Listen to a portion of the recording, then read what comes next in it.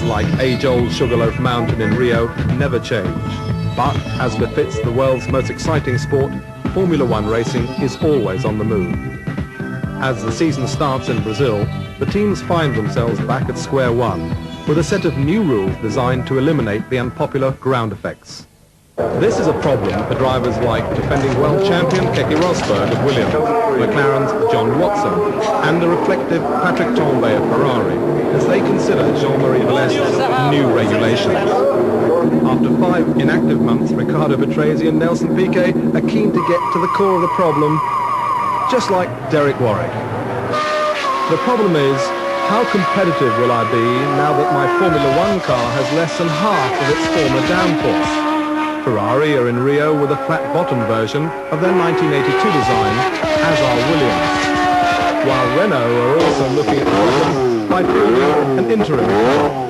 Among these select teams which dominated the status quo the previous season, only Brabham have managed to race-ready their stunning new BMW-powered turbo cars for the first race.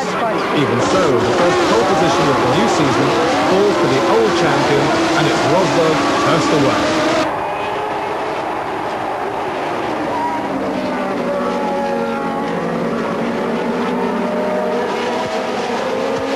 Before a crowd of some 90,000 very excitable Brazilians, it's Keke Rosberg in the lead from Alain Prost with the Renault in second place. Not now, dear, thank you. As I said, it's Rosberg in the lead. Prost in second place, Piquet in third. Not now, do me a favour, we're in the middle of a race. It's Prost in second place, but challenging him, Nelson Piquet right behind him with the Brabham. Fourth is Riccardo Patrese, fifth is Tambay, sixth Arnoux, seventh is Chiva, eighth is Derek Warwick with the Tolman. But Rosberg really has got quite an incredible lead in this early stage of the race, but through into second place past these massive grandstands containing the cheering crowds.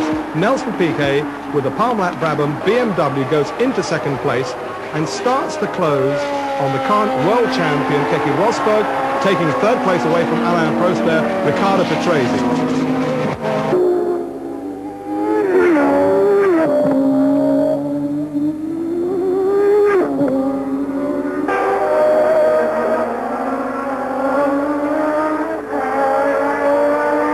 And Piquet comes alongside current leader Rosberg and takes the lead in front of his home crowd there, and they justifiably go absolutely wild.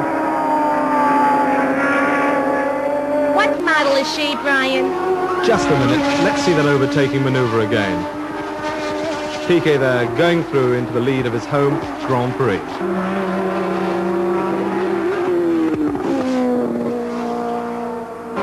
And Keke Rosberg's second place now being challenged by Riccardo Patrese with the second Brabham BMW. And look at the way John Watson takes fourth place off Patrick Tambay's Ferrari. Into the pits to retire, Riccardo Patrese from third place. Tambay's Ferrari turbo under a lot of pressure there from Niki Lauda's normally aspirated McLaren. Temperatures here at Rio in excess of 110 degrees Fahrenheit, incredible humidity. Now challenging Alain Prost for his third place is John Watson.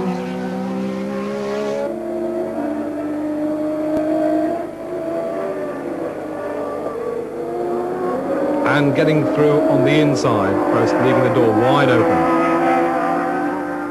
Just before half distance, Rosberg comes into the pits to take on fuel and tyres, of course, and there's a fire! There is a fire! Rosberg has got to get out of that car very quickly indeed. The extinguishers are on it, the mechanics on it, and the fire marshals, but Rosberg getting away from the Williams very quickly indeed. We see it again from another camera angle, and you can see the vapour has caught alight, and Rosberg, for a second, engulfed in flames. On go the extinguishers, and Rosberg gets out of the car. Surely his race will be over. The leader still going past the packed grandstand.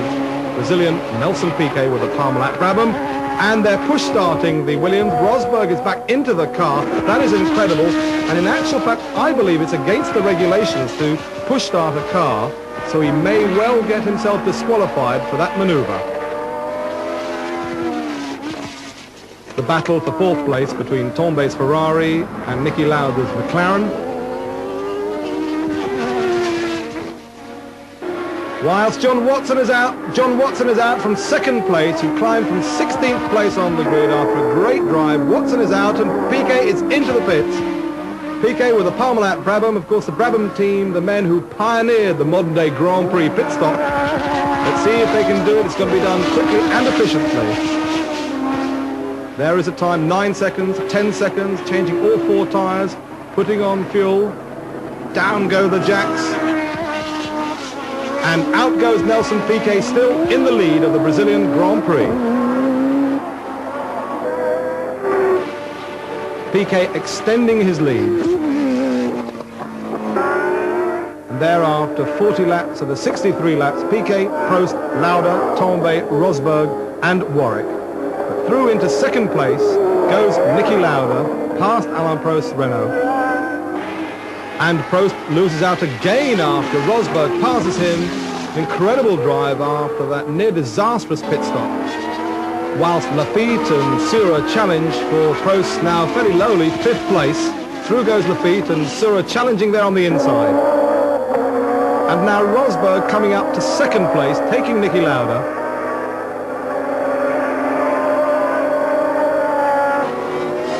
But it's Nelson Piquet all the way. And remember, last year Piquet actually won the Brazilian Grand Prix, but was later disqualified.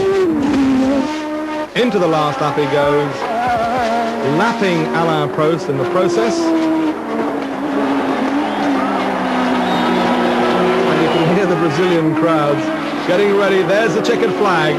And Nelson Piquet wins the opening round of the 1983 FIA Formula One World Championship. And I would think the majority of Brazil is going to go absolutely mad.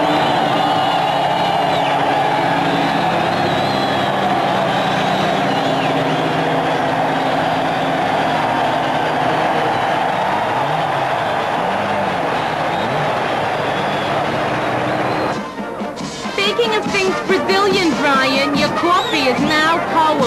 Get me a fresh one.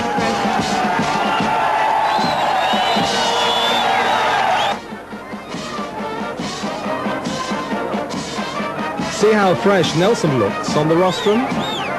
In this same place a year ago, he collapsed from the physical effort of winning in a ground effects car. This is a relatively simple victory, and once again Piquet and Brabham take the early series lead. Also, as in 1982, Rosberg's second place points are temporary. He would indeed be disqualified for that push start.